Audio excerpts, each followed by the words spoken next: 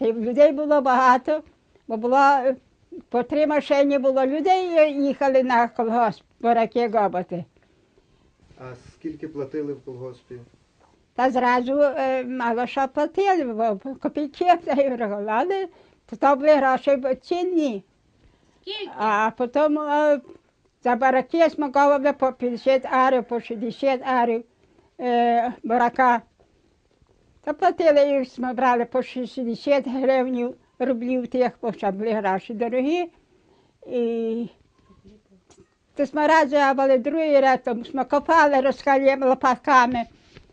Та й до кубки скидали, та й на машину ми грузили. Та тіло було різне. Так як годи було, то так ще робили. Та й возили ще дротина, там скидали вилами, тими галіма тими з ким ще. Тобто ми так грузили, нас ще було на 2-3 машини. Наверх їхали, не єдною впало і так. І так здоров'я пішло наше, тих років.